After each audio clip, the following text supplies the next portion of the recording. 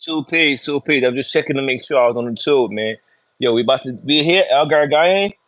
We here with Gara Gayn reads st.John and the kids, the age of the kracking. We'll be on chapter 7. Check it out, man. Butch and Pepsi. We lit.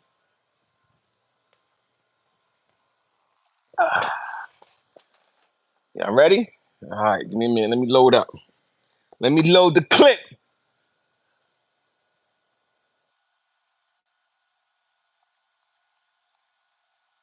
Let me load. Ooh, the clip just has been loaded.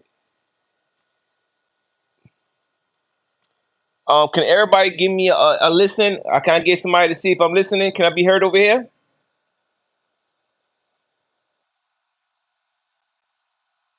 Am I heard? Can you hear on the other side? Let me know. Give me somebody. Give me a hit. Let me know if that could be. They can hear me.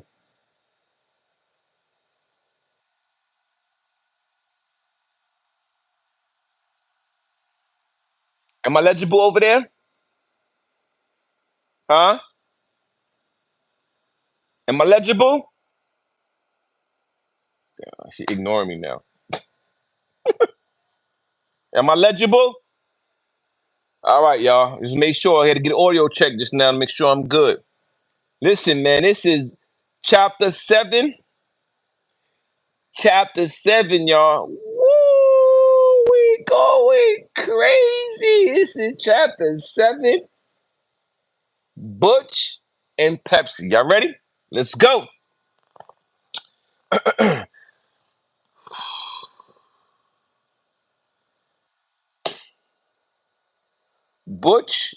Chapter 7, Butch and Pepsi. Once Mata was thrown behind bars, the lifeblood of the town seemed to seep away. The thriving spots that once buzzed with activity started to wither one by one, their vibrancy ebbing away till there was no more than shuttered storefronts. The spot on Bedford, overseen by Mata's sister Jacqueline, was the only one to escape the purge. She chased everyone off, monopolizing the space for herself. The once unified sound system was torn asunder, divided amongst those who remained. Cabby was still Cabby, forever unwavering in the face of change. Danger finally returned home, making a grand re-entry that was unmistakably his style. Indian scaled back his operation, focusing solely on handling consignment with Kasim and Nujat. G Money was working his way up, infiltrating the new buildings and setting his schemes into motion. Indian, Madilla, and G Money, in the meantime, found a new venture to dip their hands into: hooky parties. They charged an entry fee and sold stocks and weed, and had girls dancing to the latest reggae jams from Stone Love, Jammies, iFreak, Silverhawk sound systems. During one church party, Charles and his cousin decided to score some weed from a spot near the projects. Ignoring Indian's offer, they handed they hadn't gotten far when they encountered trouble. Crossing the schoolyard of 390 led them straight into a group of project kids who jumped them. Charles' cousin got the worst of it. His injuries was severe enough to send him to the hospital. The town was changing, and not for the better. The news of the assault hit like a tidal wave, stirring the stillness into a tempest of rage. The atmosphere became electric, each breath filled with palpable fury. Little Un was the first to rally, his eyes burning with the intent of retribution. "We going to war," he declared, his voice echoing off the walls of the decaying buildings as the dust of 1989 descended. The retaliation began. Beaver, known to some as Antoine from Sterling and Troy, had the audacity to challenge Little Un. It was a mistake he'd soon regret. Quick as lightning, Little Un threw a punch that landed with brutal precision, setting off a frayed brawl that had Beaver cowering on the cold, unforgiving concrete. Leaving Beaver behind, curled up on the sidewalk, the crew marched towards the projects. The journey was quiet. The only sound The steady rhythm of their boots against the pavement, a determined pilgrimage up Troy to Park Place, each step filled with purpose. The first familiar face they encountered belonged to Hassan from the old side of the Albany side. G Money locked eyes with him, a quick grin spreading across his face. Just weeks earlier, he and Kat had cornered Hassan in the Arab store on Schenectady and St. John's. The memory was still vivid in G Money's mind. The blade slicing across Hassan's face, the spurt of blood, the stolen punch on his partner, and their frantic escape. Now standing before the scarred canvas of his previous handiwork, G Money's grin widened. He was ready to paint a new picture. And so, without another word, he said it all. St. John erupted into chaos. Every passerby becoming an unwilling participant in the unfolding anarchy. The town was changing, transforming into a battlefield right before their eyes. They swung fists and roared insults until their lungs gave out and their knuckles bled. Then, with their rage spent and their bodies weary, they retreated back to the block, back to their sanctuaries. Matt Dillon always wanted to take the lead, sprinted up to the stairwell and began shifting the stereo equipment back to its rightful place in G Money's crib. The pair sank into worn out armchairs, their bodies groaning with relief. Matt rolled two blunts with practiced fingers as G Money cracked open a couple of Guinness stouts. The room filled with a thick haze of smoke and bittersweet taste of the stouts lingered on their tongues. As the night deepened, G Money brought up their new neighbor, Butch. Dude's got a hustling vibe, he voiced out, his eyes reflecting a certain curiosity. They chewed over how to approach the old gangster, weighing their options. Finally, G Money proposed. We keep it simple. We keep it civil. If the man needs help, we step up. They nodded, their agreement hanging in the smoky air. Their opportunity arrived sooner than expected. Butch, trying to lug some furniture upstairs, looked like he could use an extra pair of hands. G Money was quick to offer his assistance. Catching Catching Butch by surprise, the old timer squinted at G Money, skeptically at first, but then shrugged and accepted the offer. Don't be expecting much in return, though, Butch warned. G Money just laughed, his voice echoing around the room, a hearty sound that seemed to promise the beginning of an unexpected alliance. Butch Butch had just moved in from Coney Island, bringing his wife and their ugly ass daughter along. But despite appearance, the family was surprisingly down to earth. Butch was the kind of adult you could puff on a blunt with, and at the same moment, ask him a hustling ass question. He'd always fire back with a solid response. Wisdom of the streets etched into every word. He told you money straight up that he worked as a truck driver. Butch wasn't blind. He saw G Money making a few deals here and there and offered some advice, telling him to be careful about how and who he sold to. G Money took it in stride, valuing the wisdom from a man who'd been around the block a few times. But let's get one thing clear: Butch wasn't some drug dealer or a hustler selling random stuff. Nah, he was a different breed of hustler. That the kind that reminded G Money of Pupa. Butch would spot a potential score, meticulously map out the strategy, and then make his move. G Money figured it out. Butch was an old school setup artist, the kind you got to watch your mouth around, especially if you got a stash house. Butch wouldn't get his hands dirty. Oh no, he'd send hitters after you, and they come for certain. G Money grinned to himself, realizing that the game just got a whole lot more interesting. One fine afternoon, Butch invited G Money and Poison over to his apartment. Some family was visiting him from out of town, and he wanted us to join in a friendly game of spades. Poison and G Money, both skilled in the game since their grade school year days, quickly showed their expertise, manipulating the old timers' moves in a playful banter of clever strategies. Sure, they were only playing $1 a hand. Chump change really, but it wasn't about the money. It was about the camaraderie, the shared laughter, and the strategic dance of the game. Meanwhile, G Money's bigger plan was starting to take shape. In a quiet moment, he pulled Butch aside and asked him about any high paying gigs he could get into. Butch told him to sit tight, give him a couple of days, and he'd get back to him. While this was happening, Danger was making moves of his own, setting up a connection for us in Staten Island, aka Charlene. The connection he found was V, Cool's younger brother. Yes, the same Cool who had accidentally shot Cat. V had a small connect in the Shaolin projects where he could sell jumbos. Life was, as they say, was about to get interesting. On a frosty morning, while G Money was making his driving rounds, he found Butch waiting for him by a colossal 18 wheeler, its large metal body gleaming under the early morning sun. The truck, adorned with the familiar blue and red Pepsi logo, was parked in front of Butch's spot. As G Money approached, Butch pointed at the truck with a knowing grin. That's the gig. G Money squinted at Butch, perplexed by the old man's cryptic words. What do you mean? He asked.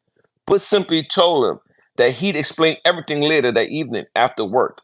Accepting the old man's mysterious ways, G Money shrugged, replied, cool, and went on his way. Later, G Money relayed the event to Danger. Danger looked thoughtfully, furrowing his brow. What else did Bush tell you? G Money just shook his head, nothing else. Just pointed at the truck. You think he wants me to unload and load his shipments? Danger dismissed the idea with the wave of his hand. Nah, that's a waste of time. Butch had to know you're already getting bread from the crack game. Why play games? Or maybe he just wants you to ride shotgun, keep you out of trouble. G Money pondered at Danger's words. Damn, Danger, it's mind boggling. But maybe the obvious is what we ain't looking at. The rhythmic clicking of heels on the linoleum floor echoed through the hallway as Butch's daughter, a young woman still fumbling with the subtleties of womanhood, descending the stairs to relay her father's summons. Her eyes, playfully and flirtatious, locked onto G Money as she sauntered towards him. Dad wants you upstairs, she said, a coy smile dancing her lips. G Money reciprocated with a polite, charming grin, but the faint, disarming scent that clung to her served as a sobering reminder of her naivete. She hadn't yet figured her way around feminine products, and her lack of natural swag didn't do her any favors. Her shape, ungainly and awkward, was far from the usual type that caught his fancy. As G Money trailed behind her up the stairs, the familiar layout of his old fourth floor apartment, now Butch's home, unfolded before him. Butch, with his sagely demeanor, beckoned G Money into the dimly lit hallway. We can hit my truck, he declared, his words slashing through G Money's confusion like a hot knife through butter. Wait, what? Your job? Ain't you worried about getting canned? G Money stammered, taken aback. Nah, G Money, just calm down and listen, Butch urged, his voice steady. He explained that the operation would require at least two more guys. A time and a location for the truck heist would be provided.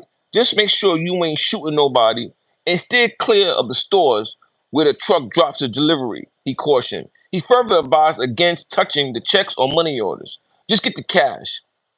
As G Money digested the enormity of Butch's proposition, he realized life wasn't just about to get interesting, it had already taken a wild turn.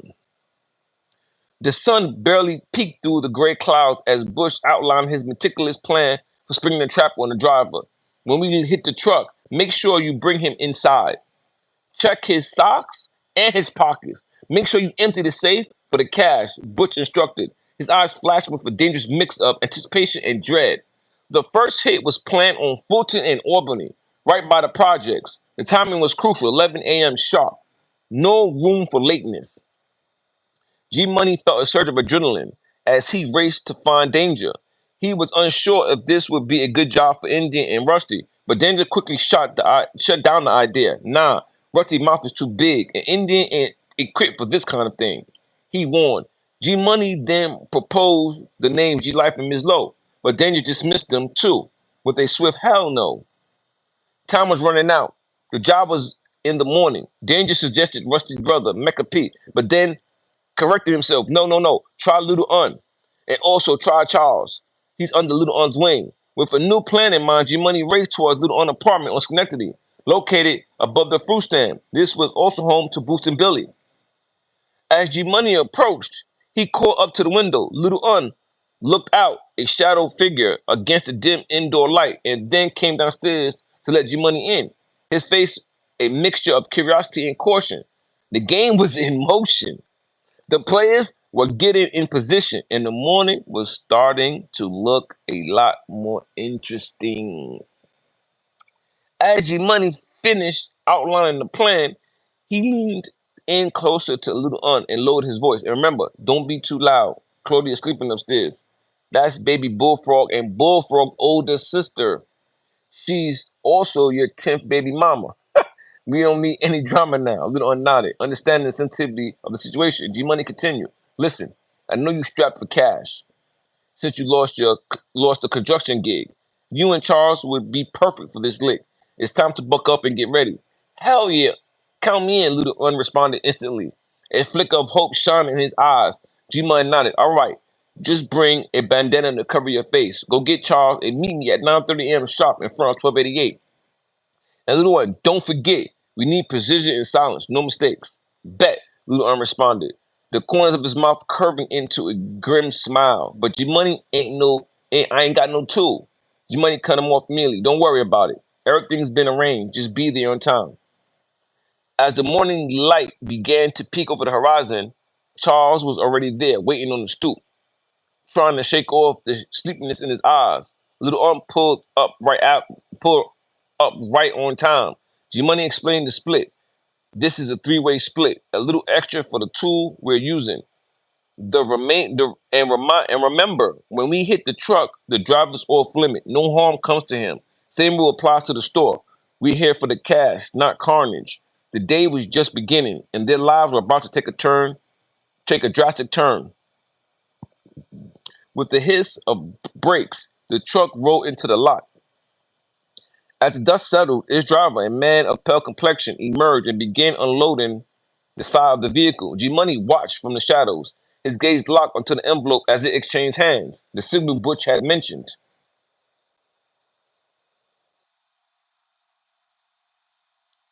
In a flash, they were on him, the cold steel of their tool pressing against the small of the driver's back. Little Un was on street duty, eyes peeled for any unwanted attention. With a firm grip on the driver, G Money and Charles marched him to the front of the truck, forcing him to unlock the door. The driver proved compliant, following each instruction down to the letter. He emptied his vest pocket, his pants pocket, but paused when asked to remove his socks. G Money, remembering Butch's specific instructions, insisted a wad of bills was unveiled, tucked away in the driver's socks. Open the safe, G Money ordered. And after a moment hesitation, the safe was revealed. A, a gasp echoed across the lot. It was brimming with cash. Charles' eyes wide began to fill their bag with the cash, but G Money paid no mind to the checks and money orders. The final count was 17,000 and change. Once back on the block, they divided the money. 4,250 for 4,250 for Charles, and both men thoroughly pleased with their cut. That the day had been long, but the score was well worth it. G Money and Butch rendezvoused in building 1288 upon the roof that overlooked the grimy, pulsating streets of their neighborhood. Butch, the older and more experienced of the two, nodded approvingly as G Money recounted the day's event. Good job, kid. Butch said, a grin tugging at the corner of his mouth. Ready to do it again next week? This time, we're hitting a truck on Marcy and Putnam. Same MO. Don't touch the bodega. Just wait for the driver to leave and then catch him going back to his truck. G Money, high off the adrenaline of their recent success, was eager for more. Heck yeah, he shot back, his teeth flashing in the dim rooftop lighting. Then his brow furrowed, a nagging uncertainty creeping into his voice. Yo, Butch, is there something of is this some is there some sort of trick to this? Last time was mad easy. The driver didn't even put up a fight. Make me think there's a booby trap or something. Butch simply chuckled, chugging off G Money's concern. But the younger man wasn't so easily placated. After parting ways with Butch, G Money cut through the building and found Indian downstairs in his dingy apartment. Yo, Indian, he began, his tone serious despite the victorious undertones of the day.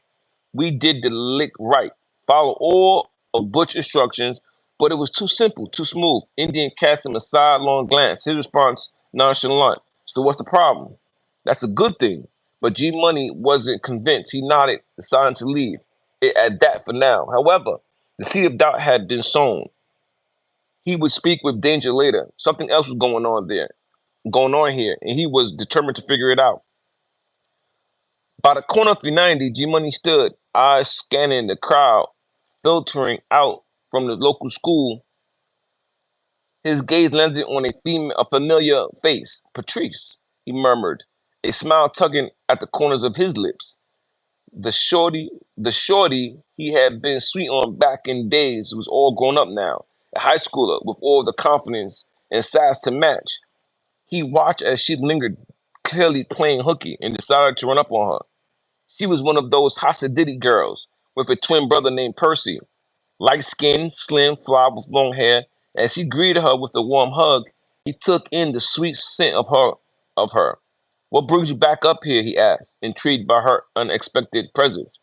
She shrugged lightly and said, I just miss the vibes, just breezing through for the sake of it. They strolled together toward the front of the school at the main entrance on Troy and Park. G Money couldn't help but compliment her. You've blossomed since our days together in junior high school. His words were met with a blush that made her look all the more attractive. As they exchanged smiles, he took a bold step. Write down your math and let's meet up tomorrow.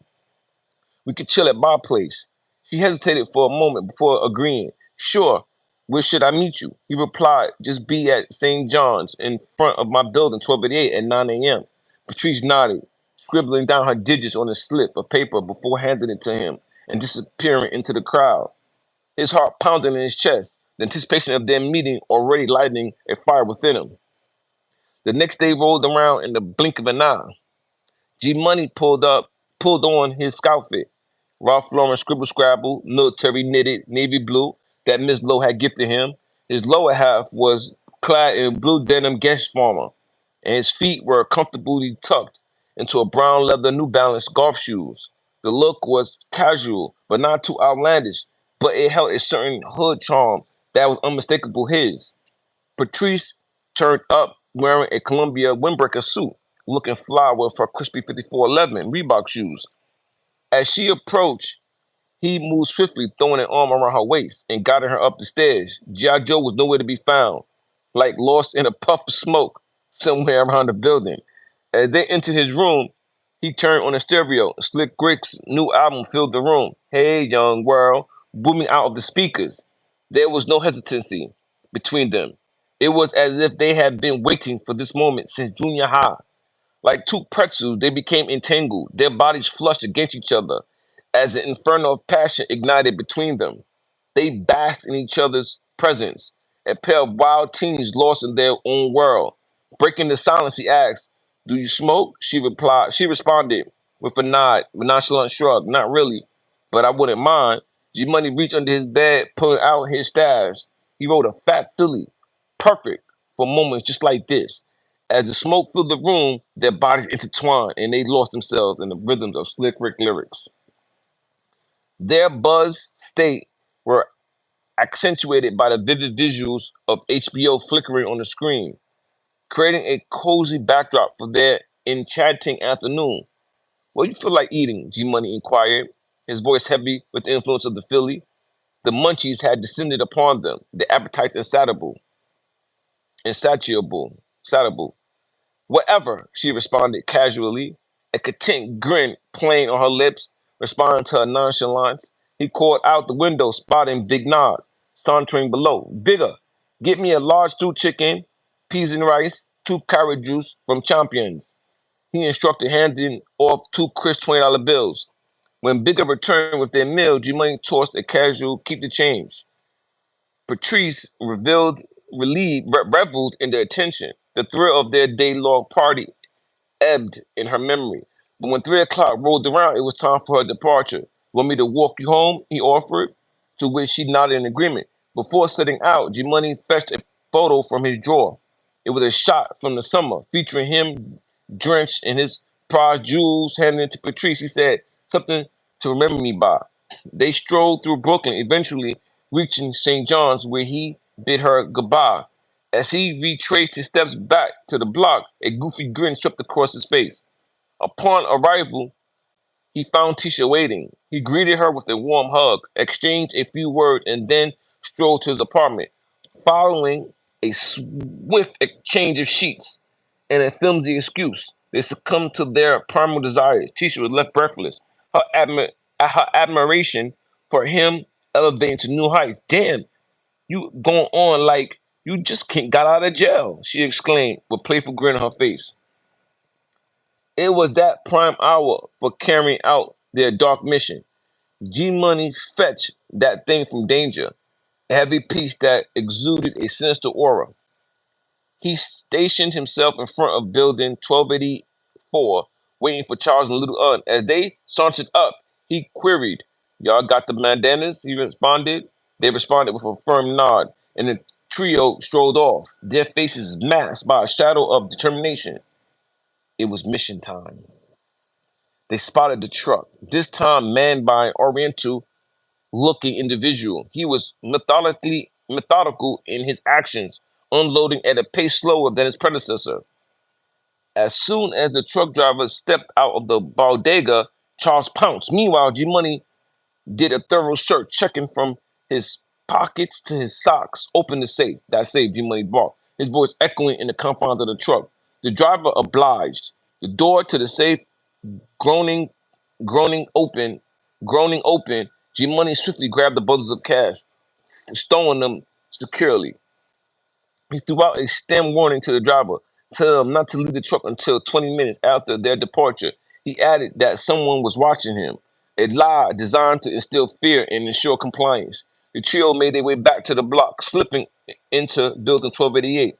Taking a step on the steps, a seat on the steps, they started counting their loot. Yeah, boy, they exclaimed as they revealed their haul amounted to $23,000 and some change. Little Orange Charles each received 5,500. The rest was split between G Money, Butch, and Danger. Thanksgiving was that Thursday, promising an abundant supply of liquor and weed, but the holiday was meaningless to them, a bitter reminder of the atrocities committed against their ancestors as the Honorable Elijah Muhammad had preached. Oh, what happened? Oh man, hold on, y'all. Oh man, like the whole screen just disappeared. Hold on 1 second, y'all. No. Hold on 1 second. I gotta reboot. I'm almost there. Okay. Okay, we here. All right, I got back to the chapter, so I find the page. I'm almost there, y'all. Forgive me.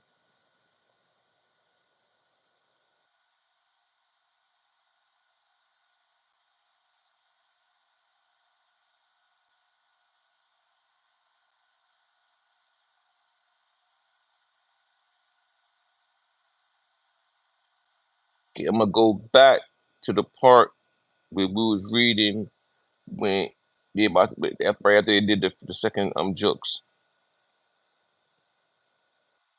Okay.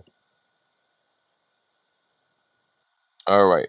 The trio The trio made their way back to the block, slipping into building 1288. Taking a seat on the steps, they started counting their loot. Yeah, boy, they exclaimed as they realized their haul amounted to $23,000 and some change. Little Un and Charles each received $5,500. The rest was split between G Money, Butch, and Danger. Thanksgiving was that Thursday, a promising an abundant supply of liquor and weed. But the holiday was meaningless to them, a bitter reminder of the atrocities committed against their ancestors. As the Honorable Elijah Muhammad had preached, millions of the original nations killed by the Christians over the land. Butch leaned back, blowing out a puff of smoke as he watched G Money's face harden. See, it's like this, Butch began. His voice gravely, his voice gravely from all his voice gravely from years of street life, graveling from years of street life. Me and the driver, we got an arrangement. Y'all see? We bust those checks and money on us down between us. That's why the drivers never get too spooked during the jobs. He let out a gruff laugh, the corners of his mouth twitching into a smirk as he watched the money process the information. That's some slick shit, old man, G Money retorted, his voice filled with a mix of begrudging respect and irritation. You had us scrambling for crumbs while y'all were feasting on the main course. G Money like eyes with Butch, a steely resolve settling in. One more job, Butch, one more. But I want a piece of that pie too. Their next job was set for the week of Christmas, a holiday that G Money had come to view with a cynical eye. The economic strain it placed on the black community, the falsehoods it perpetuated, all left a bitter taste in his mouth. If only there were leaders to shed light on the true origins of these days, to spill the secrets hidden in the language itself. The word Santa, for instance, a supposed symbol of saintliness, with a twisting of the Sanskrit word sanata, which was derived from Sanata Dharma, the universal principle governing all existence.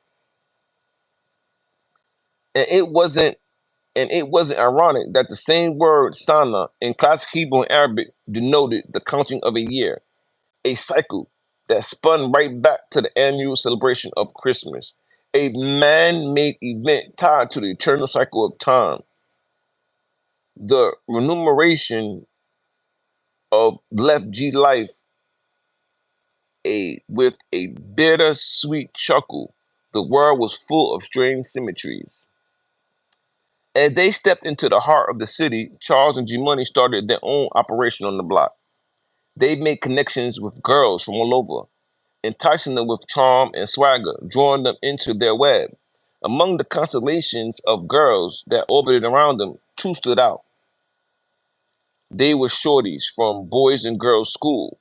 G Money found himself drawn to Toya, a irresistible mix of exotic beauty and fiery spirit. Her caramel skin testament to her half Spanish heritage. Charles, on the other hand, found his interest um, pecked, piqued by a girl from the building where the new Jack Winston and his son had just moved in. One memorable night, Charles decided to introduce us to his home, and the girls were invited. Jimmy led Toya into the largest room that belonged to Charles' little brother Bigger.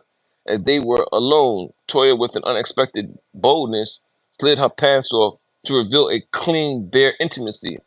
Her inner folds were the color of soft pink roses.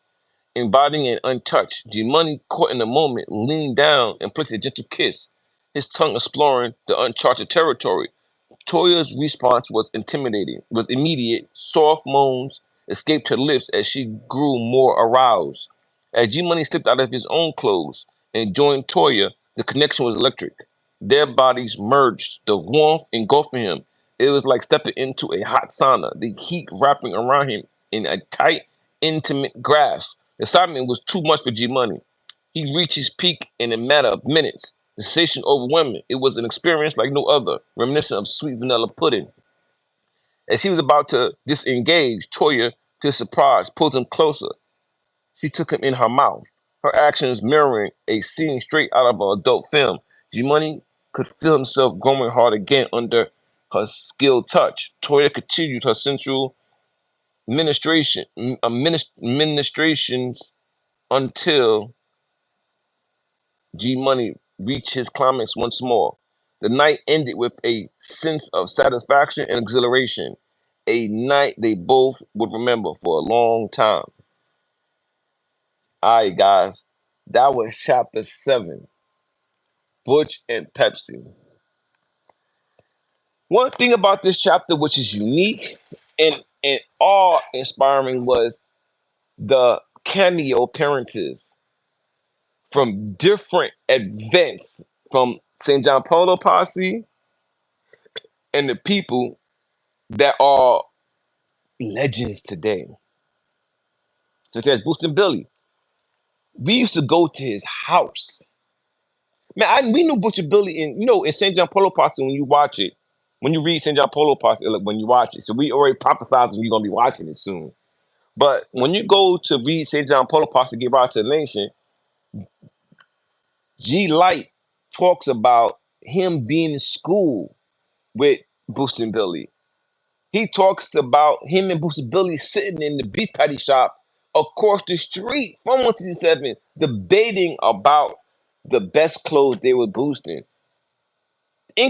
These are things that are iconic because you know why? It's related to their connection and their development. These are stuff that scriptures are made of. So, like yesterday, when we were talking about like low life and low heads, these are the interactions of development that the low life and low heads need to be studying and researching about, not the other particular that be going on. Because Booster Billy had a graduation that took place. And look at it. Now we got Little Un. And mind you, at one time, on the battleground, it was St. John and Troy versus St. John and Utica. Literally going at it. Cat was fighting and Booster Billy, and Little Un was fighting Sea God, Rob Flo Big Brother. Even though they both lost their fights, doesn't matter though. We were both when we was on the battlefield against each other. And now G Money, Charles, or G Money, they inside of the same house with Boost and Billy. And and Boost been living together. We knew each other long before boosting moments. Between you and I, boosting wasn't the thing that catapulted us. No, it was our intention, what we did with the boosting that catapulted us somewhere else. You see, what made Boosting Billy famous, it wasn't just boosting. It's how he boosted and the reason why he boosted and what he claimed. You get me? See, it's a declarance. He declared something, which was low life. See, low life, bitch. With Bill Miner setting the stage for money and hoes. I was instructed by Bill Miner that it was boosting Bill while they was in the Hoy of their building on Unica. Remember, they used to live on the same building, same block, on the same floor. They were neighbors directly, Bill Miner and Boosting Billy. And Bill Miner was always a tagger, just like Ms. Lowe was always a tagger. There's a picture out there with Ms. Lowe when he tagged my name everywhere. He's tagged my name everywhere. He's put G Light everywhere. But they said you didn't know me as G Light. Ah, got it. Get out of here with that. You didn't make no one out there made money with you. But yet you see Ms. Lowe in the picture, and behind the wall on Henry's store, you see my name, G Light. He wrote that. On the bodega on St. John on the opposite side, he wrote that. He tagged my name all the time. I wasn't a tagger. But anyway, Boost and Billy, Bill Miner, was in the hallway of their building, and he's etching on the wall. Money and hoes. And Bill Miner instructed me that it was Boost and Billy that put money, hoes, and clothes. Low life, bitch. So that was the emblematic statement that was put out there. And they did that together. So now we know who the founders of Low Life are. We don't gotta run nowhere else. Them two live together. See, so like these are moments of what you call an epiphany. You know when Eureka, when that Eureka moment, they hit a Eureka moment, and they made it a thing. Whereas, oh, you saying your clothes ain't made for us? All right, we taking it now, and we're gonna make it our what? We going even though it was already a uniform for a girl kid, but they ran with it even harder, and it's still here today, escalated. But what we gotta do today is we gotta bring enlightenment to the low heads to understand. Now it's gonna be a time for them to take it to another level. See, we have to stitch things together. We have to stitch together boosters and low heads, stitch together because it's not about just buying it. It was a revolutionary stance. I'm not telling you not to buy Ralph Lauren. I'm not telling you not to buy anything. All I'm saying is don't forget your own community. Remember at that time in 86, 85, 88, 87, there was no black clothing brand really that we was cognizant of. So we had no choice but to buy what we saw. It wasn't even too many bootleg dealers. Dapper Dan was the only one probably himself, but he was still using the regular brands and reinterpreting them for us. So we couldn't really buy our own stuff at that time. It was no Force Boss at that time. It was none from you to me, from me to you at that time, from you to you at that. It was none in there at that time for us to do that. But now it is. So what we need to do is stitch ourselves back into ourselves like a Frankenstein. Take our stories, stitch them together, and make our own man. But give it a new electrical energy, meaning to sponsor your black brands. Reinvigorate your community. Become a paid sponsor. Become a paid advertiser for your brand, your new brand that's coming up. And make it fit right. Make it look right. Like how we did Ralph Lauren. We made it look right. We made it fit the hood and the urban setting. He didn't say it wasn't made for black people. They was stating that they didn't make their clothes for the urban environment or the urban culture. That's what was emphatically said. Get it right. He didn't say black in general. It was urban. And urban signified who? The hood. Common streetwear. But we have common streetwear today. So sponsor your own kind. So when you have those from the culture, you sponsor them. If they're not making it right, you sponsor them to help them get the funds to make it right or become their designer. Get them ideas, inspire them, get them ideas to influence them to go to a certain direction that will maybe fittable or palpable for you. That's what it's about. You get where I come from? That's how you contour the revolution to continue evolving the revolution. You don't stagnate it by continue going backwards, idolizing the things that we were doing as a revolt or as a means of targeting a brand because it was outlawed or taboo for us to wear it. So we went against the taboo and we put it on and we took it. We did our Aladdin and our Sinbad. We did our Alibaba and the 40 Thieves on them. Remember, if you watch X-Men, don't you know that Storm was a shoplifter and led a whole crew of shoplifters before she was picked and appointed to be who she was? Yeah. Yeah, she was a wind witch, remember? And one of her things was leading a bunch of kids in Cairo, Egypt, stealing. What was another movie called Time in Persia? The same Time in Persia. What was he doing? He was a thief. In India, it was recorded that Karakuls were thieves. This was something that was local during the times of the Vedic history and during the times of the Islamic history.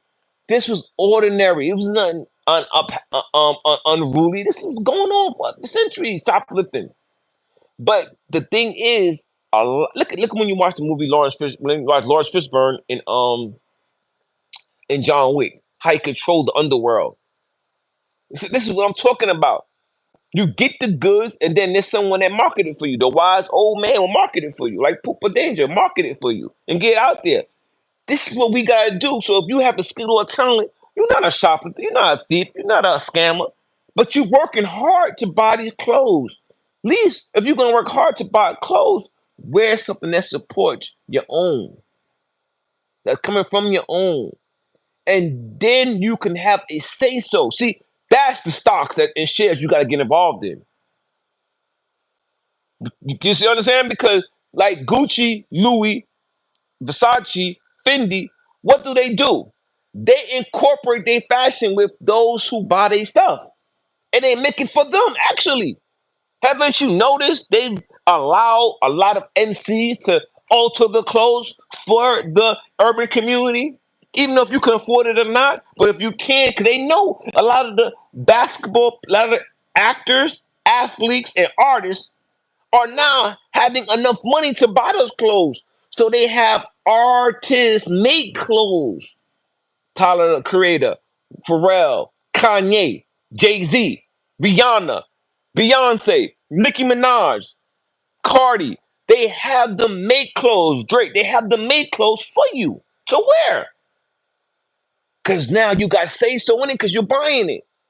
Same thing with the black brands, the independent brands. When I say independent brands, I mean us. Brands from the urban setting, from the hood setting, from the streetwear setting, streetwear fashion. You support us, then you can put input in. Know what I mean? But you see these stories, man, also have love stories going on, kindling, childhood sweethearts popping back up for one night, one day of love and lust. New love and lust. And these people never saw each other again.